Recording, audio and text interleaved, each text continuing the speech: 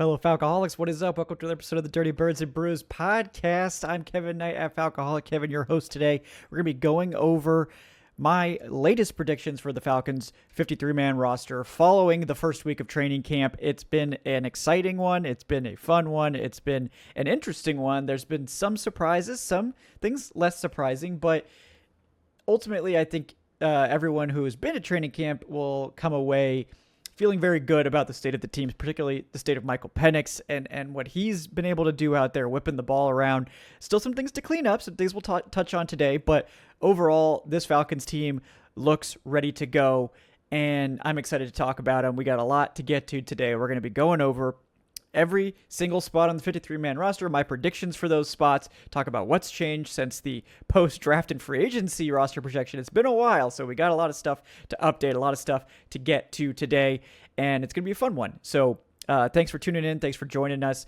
Adnan Ikic will be back, of course, at training camp for the joint practices, but our live coverage, unfortunately, has come to an end for this year. Thank you guys so much for hanging out and joining us for all those shows. If you do want to support our training camp coverage, you can do so by joining up at the Patreon, patreon.com/Falcoholic or the YouTube channel memberships. Or if you've got questions or things you want to ask us, you can tune into the live shows and ask those questions live or ask them right now. The link to do so is in the show description. You can also do the YouTube Super Chats. We appreciate that. All those donations are going to cover travel expenses for training camps. Thank you guys so much for that. Or you could just like and subscribe. That helps us out in a big way. Appreciate everyone who's done that so far. And leave us a 5-star review in your podcast platform of choice. Also want to shout out on Patreon and YouTube channel memberships. We are going to be firing up our patron fantasy leagues here in the next couple weeks. So if you want to get in, you can play against Adnan. You can play against myself. You can play against other folks from the Falcoholic in those fantasy leagues. We're excited once again to get some fantasy action here. All you got to do, any tier of Patreon, any tier of channel membership gets you access to the fantasy leagues. Just make sure you're signed up in the next couple of weeks because we're going to be getting those set up and we need to know how many leagues to run this year. Shout out to everyone who's played with us in the past. It's been a lot of fun, so looking forward to that.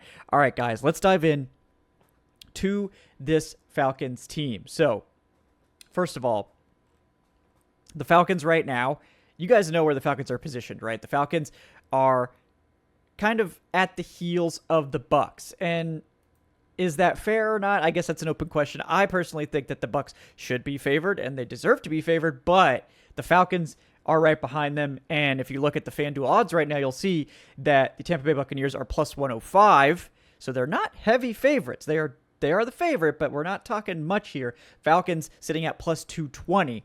And if you're high on this Falcons team, like I am and like I know a bunch of people are, that plus 220 is looking pretty good right now, considering that the Bucs, unfortunately, one of my favorite prospects, David Walker, out for the season, it looks like, or at least out for a considerable amount of time.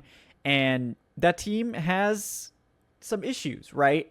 I think they're still deserving of being the favorites, but these Falcons, I think are equally dangerous, and what we've seen so far in training camp with these quarterbacks has been electric. So Michael Penix Jr., I think he's kind of quieted the doubters. I mean, technically during Thursday's practice, he did throw his first interception, but it's been 5 practices. That was the first interception. It's not like he's been slinging it. Like, this is not like he's been pulling the Desmond Ridder special and just checking it down every play.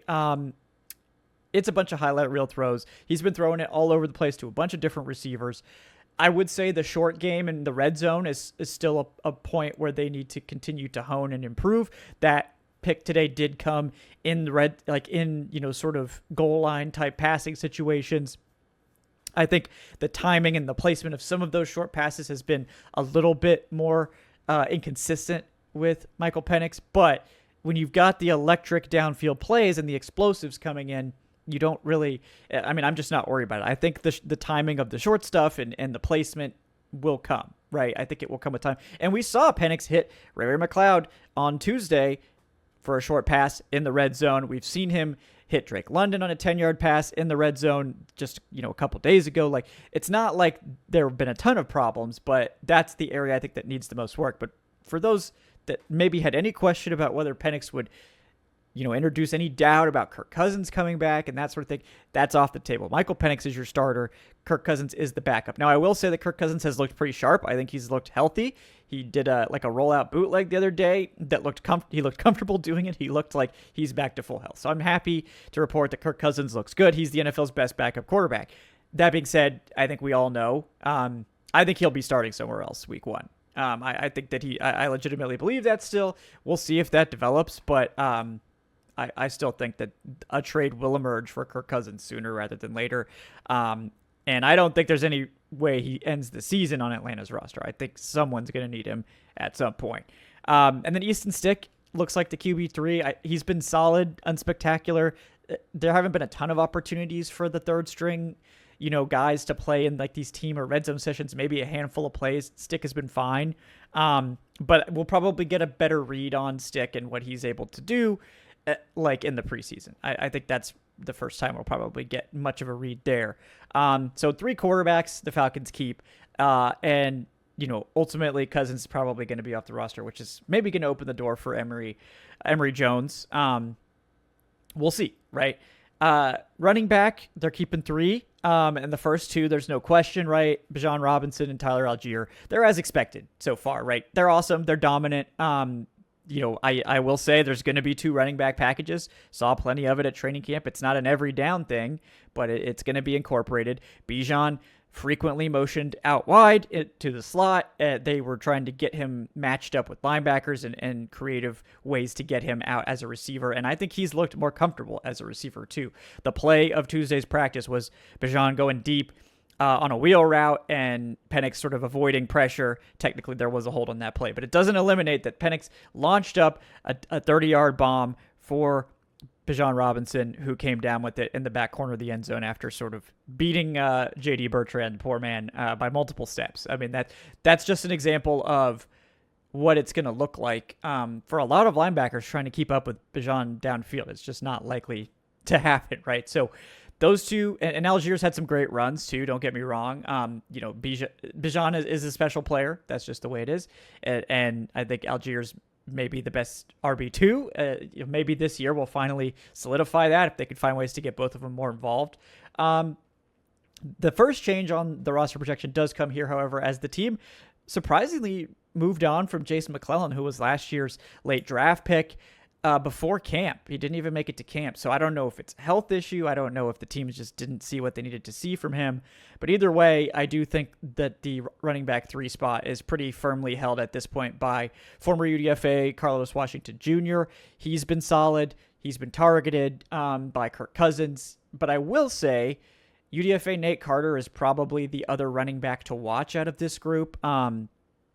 I don't really know that Carter can overtake Washington. We'll see, obviously, in the preseason when these guys get a lot of run, how they look. Nate Carter's a tremendous athlete. Didn't necessarily have consistent production in college, but he does have a returning background that could help him potentially in this battle. But I think it's Carlos Washington's job to lose right now, and we'll see how that develops over the course of the preseason. Moving on to tight end. Again, this one, the top guys are all pretty established. Kyle Pitts has been on a limited schedule thus far.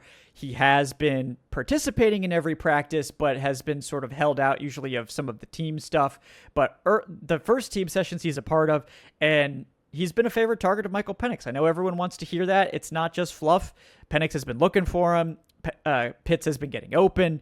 I think Kyle Pitts is definitely going to have a role. I don't think they're serious about trading him or anything like that. Obviously, if a crazy offer comes in, they'll have to consider it. But right now, I think Kyle Pitts is going to be in Atlanta and going to be, I think the hope is that he does emerge as a top 3 target in this offense. That means he would have to get ahead of Ray McLeod. But, you look at these 2 guys' production last year, Kyle Pitts was by far the more productive player on a per snap basis. So I do think the idea should be to get Kyle Pitts the ball more. And I think that is the plan at this stage. We'll see how that develops, but that's where we are. Charlie Werner, same exact roles last year. He's going to be the primary blocker. He looks good. And he's probably going to play a lot. I do think we'll see more opportunities for both of these tight ends to get on the field because the Falcons, the run blocking will be important to them. So I do think we'll see opportunities for 2 tight end sets, but also just Kyle Pitts playing sort of that big slot or being just a little bit detached from the line of scrimmage, that sort of thing. So we'll see. The interesting development is that I think the tight end 3 battle might already be decided. I think taking Catoriano, who was a former 5th-round pick of the Texans, he seems to kind of have a stranglehold on that position. He's been an efficient receiver. He's been targeted. He looks like a solid blocker when they ask him to. He's played with the starters when Pitts has been sidelined and they want to go to 2 tight end sets. I think taking Catoriano right now is the heavy favorite for tight end 3. I think Felipe Franks is the other competitor. I know that Josh Simon, the UDFA's got some fans, but Catoriano, I think, is pretty much got a stranglehold on that job right now. And I think looks legitimate. I think his issue has been health in the past. So giving him a depth role, looks promising. Hopefully he can stay healthy and use this season as like a jumping off point for the rest of his career. But still young, good size, good athlete. Let's see what he can do this year for the Falcons. I think he's by far the most likely tight end to make it behind the starting 2 guys. Moving on to wide receiver. This is a position with a lot of intrigue here in Atlanta, but not really at the top. I think the top 5 spots are pretty much spoken for.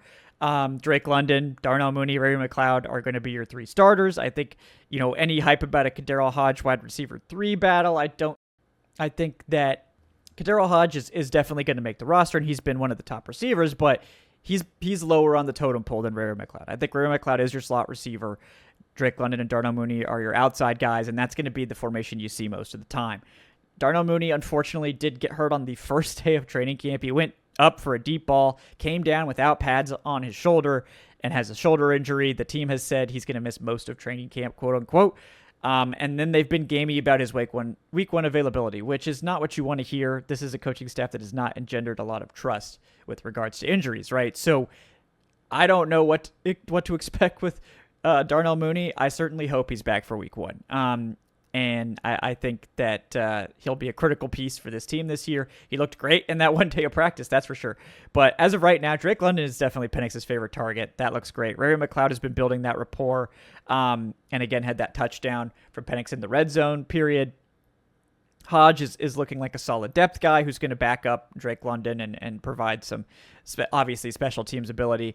And Jamal Agnew, I think, he's obviously going to be the returner. He looks by far the best of the returners right now, but I think he can give you something on offense. I mean, I think you don't want to use him too much there because, again, like he's struggled with injuries too. You don't really want to risk him getting hurt, but he can be a gadget player. I think he can be a good yards after catch guy.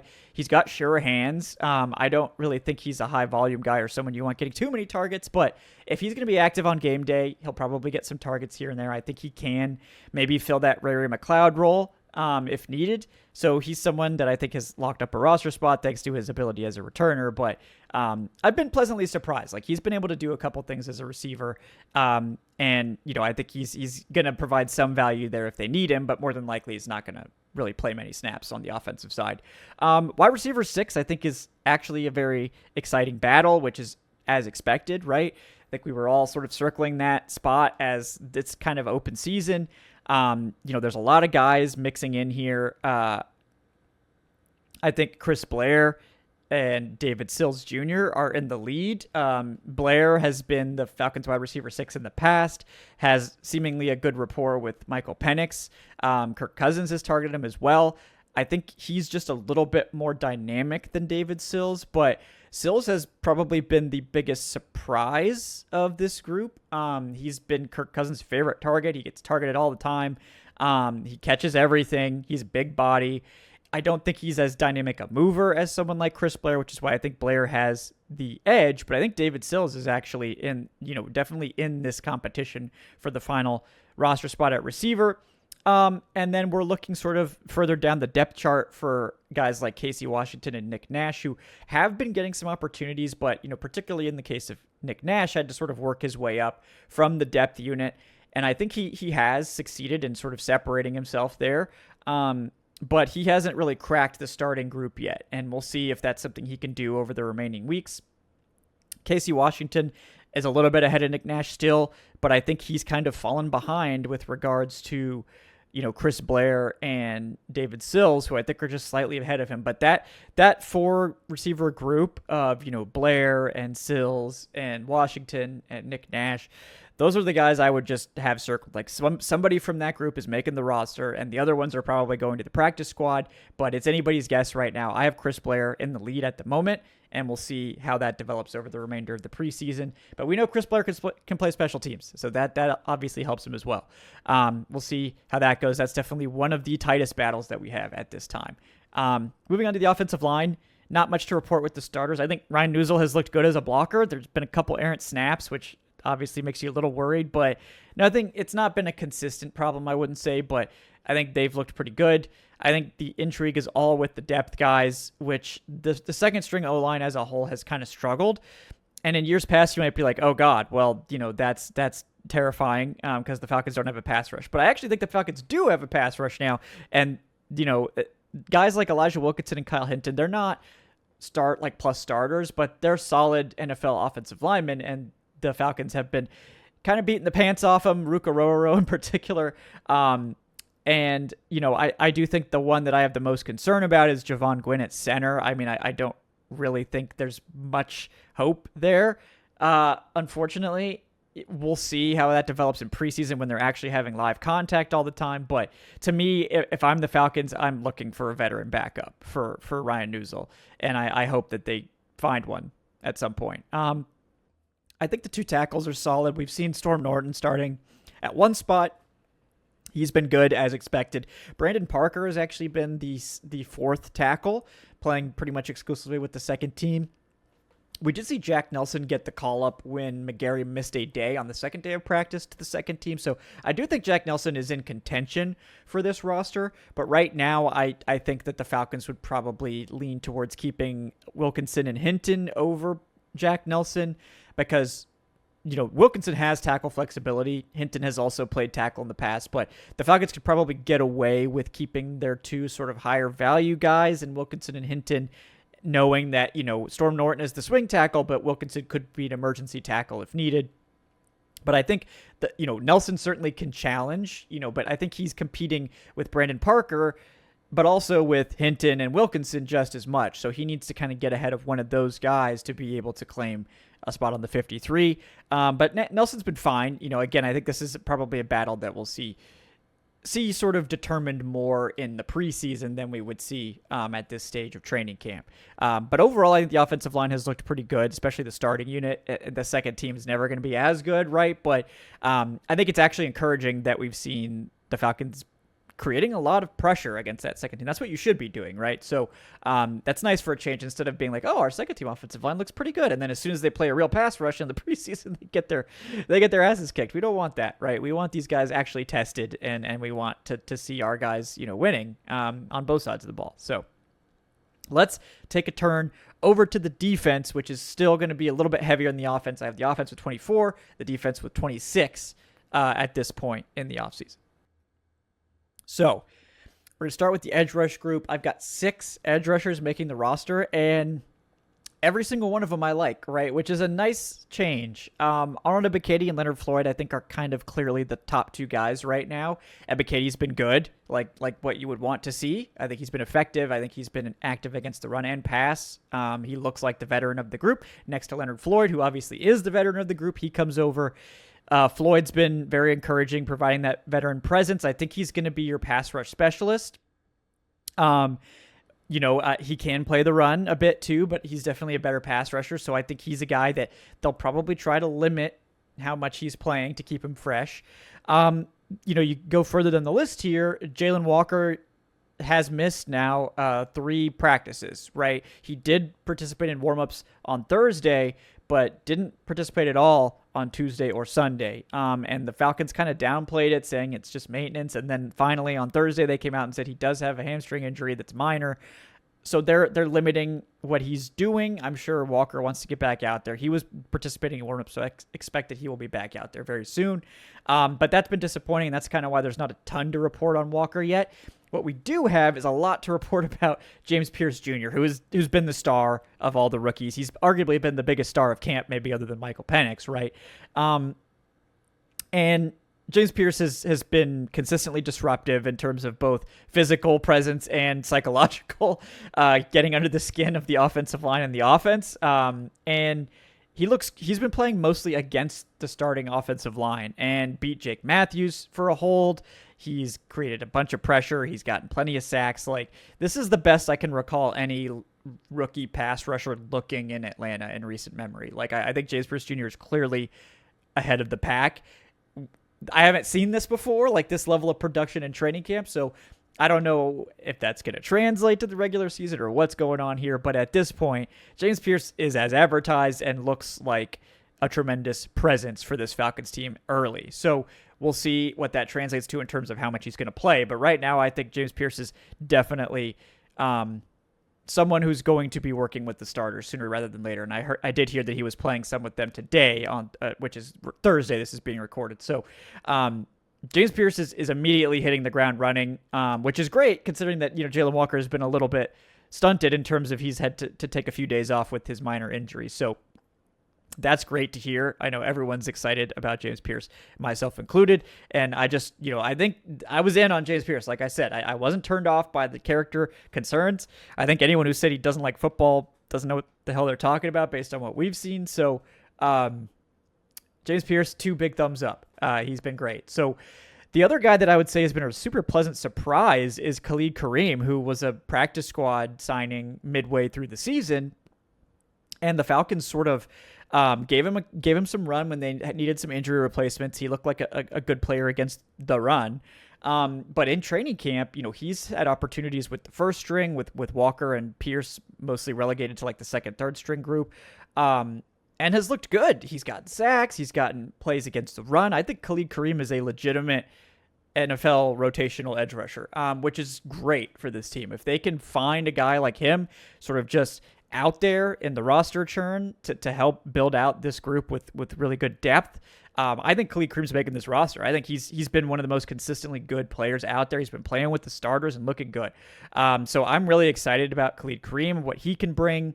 And I think he could be an integral part of a future edge rush rotation here in Atlanta and give the Falcons. I think he's one of the better players against the run right now, too. So I think there's a non-zero chance that he starts next to Arnold Ebiketie on base downs. Like, I think there's a legitimate chance of that happening. So, shout out to Khalid Kareem for getting that done. And then Braylon Trice, he missed obviously all of his rookie season.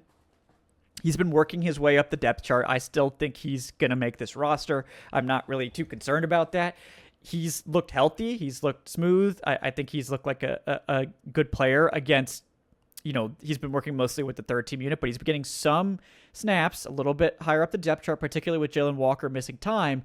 I do think Braylon Trice is going to make this roster as the 6th edge rusher, but I think mostly the issue is that Khalid Kareem has just been really good, and there's not really been much room to move up the depth chart with Khalid Kareem, 2 first-round picks, Arnold Ebiketie, and then a high-priced veteran and Leonard Floyd. There just hasn't been a lot of opportunity, but I do think he's going to make this roster. He'll have a chance to actually have a rookie season here where he can kind of get adjusted to the NFL game, and then we'll see what he can do. But more than likely, he's going to be called upon at some point this season, and I still think he's pretty safe for this roster at this stage. Moving on to the interior defensive line. This is another group that's a little hard to figure out. I think it was a little bit surprising to see the Falcons playing the vast majority of their snaps in 3-4 looks. So that's I've shuffled some guys around. As a result of that, David Onyemata, I do not think David Onyemata is going to be cut at this point. He seems to be the starting nose tackle, and they don't really have another one. So that seems to be a spot where he's going to play a lot of snaps. Ruka Rororo, however, I think he looks like the best player on the interior, which is exactly what I think everyone wants to hear. Rook has been dominant, especially against the second team O-line. He's way too much for them to handle. They can't stop him. He's made plays against the pass, against the run. I think he's in the running for the most sacks of anyone so far. He looks dominant, and that's exactly what you want to hear. Ruka Rororo has been one of the most pleasant surprises. I'm not super surprised that he's playing so much, but I think a lot of people were questioning whether he could heed the call, basically. And the Falcons needed him to become this impact starting player, considering the state of this defensive line room. And he has answered the call. Rook is a guy that I would circle as this guy could end up being the best player on the Falcons interior. I think he's been everything you could hope for so far. So I'm really excited to see what he can do there. Morgan Fox has been the most frequent starter in the 3-4 opposite Onyemata and Arororo. I also would say that Morgan Fox has been the quietest player. And maybe that's just like he's getting warmed up. He's that savvy veteran. But while I think Fox is playing a lot right now, I don't expect that to continue. I think Fox will be a pass rush specialist player that's going to play, in certain situations and rotate in. But I think at this point, Zach Harrison and Brandon Dorlus have both kind of outplayed him. And both of those guys have been good. Now, notably, Zach Harrison, I think, is playing more interior, but interior means like 4-eye, sort of 3-4 defensive end stuff. He has played some at 5 tech and probably will continue to get snaps out there. But, Harrison is playing just as, I would say, more on the inside, like 3 tech to 4-eye to 5 tech type stuff than he was playing outside. So I have him back listed here with the interior players, even though he's going to move around. And the same thing for Brandon Dorlus. Brandon Dorlus is kind of playing the exact same role as Zach Harrison, where he's going to play 3 tech sometimes, 4-eye sometimes, and 5 tech edge rusher sometimes when the Falcons want those big edges on the field. So both of those guys, I think, have looked good. I think Dorlus has probably been the most impressive between the two of them. He has been able to play against some of the lesser competition, but Dorlus, I think, has looked good. I think Zach Harrison has looked good. That duo is going to play a lot, and I think could surpass Morgan Fox at this point. And then the final spot here, this is one spot that is probably the least secure, whether the Falcons will keep an extra defensive lineman or not, considering they're keeping 6 edge defenders and would have 12 total defensive linemen at this point. I think right now Contavious Street is the guy that I would pick just because he's bulked up to 315. He's the only other guy that can play nose tackle. But I think the Falcons are, if they're really going to play this much 3-4, which it looks like they're going to do, I think they're going to be looking for a traditional nose tackle at final cuts. They need a run stuffer for those teams that are going to try to blast you up front. As I don't think Onyemata has been problematic at all up front. I think he's been pretty good there, but he's more of a penetration style 1 tech. I think they would benefit from like a big nasty. So shout out, Zion Logue. If Zion Logue gets cut, let's go. Let's bring him back. But I think that's definitely a spot to monitor as we get closer and closer to final cuts, if the Falcons might be looking for more of a traditional nose tackle to mix in here. But I think Taquan Graham is right there with Street. I think Taquan Graham could easily make this roster too. It's just kind of a toss-up right now between those guys. And we'll see which direction the Falcons end up going at that spot. Moving on to linebacker. This one's a little bit anticlimactic because we really haven't. Troy Anderson hasn't practiced. He started on PUP, physically unable to perform, and has not returned yet. So it's mostly, Caden Ellis and Divine Diablo have been the starters very consistently. There's not a whole lot of intrigue there. Behind them, Caleb Johnson, the veteran special teams ace, has sort of moved up into the second team role. Not a whole lot to report. Linebackers, there's not always a lot going on, especially early in camp when there's very little contact. So this group will probably see a lot more of in preseason. But I think J.D. Bertrand and Caleb Johnson are kind of playing there right now. I think if Anderson was here, he'd probably be taking Caleb Johnson's role. But we'll see. We need Anderson to come back soon and be healthy so that he can claim that spot. But, right now I think it's Anderson and Bertrand still. Caleb Johnson has been playing a lot, so I think there is danger, potentially for Caleb Johnson to surpass Bertrand, but I don't think he's going to get past at this point. We'll see. But that's sort of the state of that linebacker room. It's sort of as expected so far, except we really haven't seen much of Troy Anderson. So the intrigue potentially for that second linebacker spot hasn't really played out. So we'll see how that changes over the course of the preseason, but hopefully we'll see Troy back soon. He's been working on the side field, doing some rehab stuff. So my hope is that he will be back on the field soon.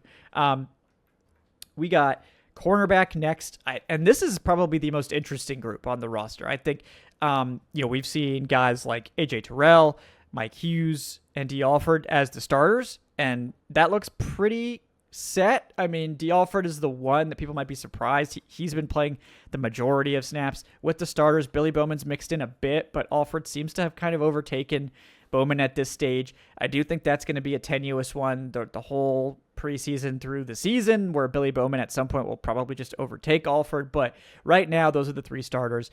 The most intrigue has come at the second team outside corners, where it has not played out like expected at all. Most notably, Natrone Brooks, who was a college safety and then converted to slot corner for the Falcons last year, looked good in 50 snaps. He is now playing outside corner and has probably been the most interesting player in that room so far. Brooks has been, targeted a lot by, Michael Penix and Kirk Cousins. He's held his own. He's had a pass breakup on London in the end zone and had the first interception of training camp working against London in the end zone. And London's also beaten him many times, right? I mean, it's going to happen. That's a tough matchup. I think the Falcons are really testing Brooks to see if he's the guy. I would say Brooks right now is CB4. I think he's the primary depth corner, and obviously they know he can play the slot. He has done it, and now he can play outside. So I think he's a really good depth corner to have in this room, and I think he's definitely, I would be shocked if he doesn't make the roster right now. The other spot, right now, it's we need to see Kobe Bryant. He hasn't really practiced much. He did get activated and participated on Tuesday and Thursday, but he's sort of warming up. But I think if Bryant, doesn't sort of take the step that we expect, everyone's pretty hyped to see Kobe Bryant. He's probably the most interesting UDFA on the roster. Right now, we haven't seen anything. I'm still going to leave him on the roster for now just because of the hype and the fact that I think he's a good player. But right now, if you ask me today, if the Falcons had to make their roster today, I would have Lamar Jackson in the corner. Lamar Jackson, not the quarterback, the corner, making this roster. And he's been solid too. So shout out to Lamar Jackson. I think he's been impressive. He was really good on the first day of camp. Has had more of a quiet camp the rest of the way, but good player. And I think he's definitely made a name for himself in this group. And he's also got the size that the Falcons don't really have in this room. Kobe Bryant also, is in that same sort of vein there. So I would keep an eye on Lamar Jackson, Natrone Brooks, and Kobe Bryant as sort of the competitors for those last couple roster spots at corner. And then finally, we got safety. This room is, I think, kind of locked up, right? I mean, Jesse Bates, Xavier Watts, Jordan Fuller, those are your top three guys. Fuller and Watts have been rotating pretty much every day. I think that battle's going to come down to the wire, whether it's the rookie or the veteran getting the start, and it might depend on matchups too. And then DeMarco Hellams has been really, really solid as the top, sort of reserve safety. He's been mostly playing with the second team, but he looks good. He's made some plays. He's filling. He's playing coverage. Hellams, I think, is going to be a really solid depth safety. I don't think he's threatening for the starting job, but I think they like Hellams, and I think I would be surprised if it's not these four safeties. Now, the bigger question is whether they add a fifth safety to this roster. Right now, I don't think there's anyone that really screams that we need to keep this guy on the roster. But, if they do bring in, I know they were visiting with Jordan Whitehead, that could be a guy, obviously, that you want on this roster. Maybe you make room for him and get rid of that, sixth interior defensive lineman or something like that. But that's what's to monitor there. This group is pretty much locked up with these four, and we'll see if anybody else makes a claim to a potential fifth spot going forward. And then real quick to mention, obviously Bradley Pinion's going to be your punter, and Liam McCullough is going to be your long snapper. But the kicking battle, the great kicking competition, began on Sunday with Lenny Krieg and Younghoe Koo going at it. And Lenny Krieg won handily in the first battle. Krieg crushed all of his 6 kicks, including some really impressive long-range kicks, and Koo struggled a bit. He had a really bad miss that was clearly just a shank, but otherwise looked good. And then on Tuesday, it was a dead heat. Krieg and Koo both went sort of 4 of 5, hit all their shorter kicks, and both missed from about 55-ish. Krieg and Koo were pretty close on that miss too, so this is going to be one that's going to go down to the wire, I think. I think Krieg opened really strong, and obviously he's got the advantage because he's so much cheaper and he's a lot younger, and the Falcons have him under contract for 3 years at $1 million per. If their Falcons were to move on from Koo, they would save over $4 million over the next 2 years, each year over the next 2 years. That's a lot of money. So if Koo can't prove that he is the clearly better option at kicker in this room, I think Lenny Krieg could be your new kicker here, but preseason will determine that. The Falcons aren't going to make any decisions based on, calm kicks in the middle of training camp. They're going to want the lights on, at least to some extent, to evaluate how Krieg performs. But as of right now, Koo's still the kicker. I think I would leave him on the roster, but, Koo's the favorite, but Krieg has made inroads. He has shown up and proven that he's someone to watch. So that is your 53-man roster, guys. 26 defense, 24 offense, 3 special teams. I think it's a good roster. I feel really good about where this group is at. We'll see how this changes over the course of the preseason, because we'll see guys obviously making plays on special teams, trying to kind of prove their worth here. The practice squad, I do have a practice squad in the article, which you can find on thefalcoholic.com. Not going to get into that on the show. It's sort of just estimating right now, but it'll be interesting to see how those battles shake out. We're obviously going to have full preseason coverage for you guys on our preseason watch parties, not play-by-play shows, watch parties, which are going to be, of course, during each of the preseason games for all of you roster sickos that are really monitoring those practice squad battles. But guys, thank you so much for joining us here on the Dirty Birds and Brews podcast today. Look, want to shout out, of course, FanDuel, who is sponsoring the show now. So shout out to FanDuel. Excited to work with them. But yeah, week one is going to be here before you know it. And legitimately, we talked about how the Bucs are favored to win the division slightly. They're also still favored in week one at Atlanta by 1.5. And I think that's, considering the Falcons swept the Bucs last year, I think that's a bold line. I would be, of course, hitting the Falcons on that. I think in Atlanta, the Falcons have typically had success against Tampa Bay. I don't really think that the Bucs have a ton of separation at this point in the division. Even though they won last year, they didn't win because they beat the Falcons. They won because the Falcons beat themselves. So I would definitely hit that. The over-under is 48.5. I think that's an interesting one, too. This could be a fireworks show. So that's a high over-under, but, I would be tempted to go the over. But it's also week one. So, maybe if you're more of a conservative week one better, under on that could be good. But shout out to FanDuel. Check those guys out. Excited to have FanDuel presenting the show now. And thanks for watching, guys. Please subscribe if you haven't already done so. Leave that 5-star review on your podcast platform of choice. Again, check out the Patreon if you're interested in playing fantasy football with us. We'd love to have you. It's going to be a lot of fun. We'll be back next week with some new episodes, preparing for the first preseason game against the Detroit Lions. That'll be an interesting one to watch. And as we transition into more preseason coverage away from training camp, just want to again say thank you guys so much for all your support. Thanks to everyone who's donated to help cover the travel costs. We really appreciate it. We will see you guys real soon here on the Dirty Birds and Brews podcast and Falcoholic Live. Until next time, guys, thanks for watching. Thanks again to FanDuel for sponsoring the episode. We will see you guys. Have a great day.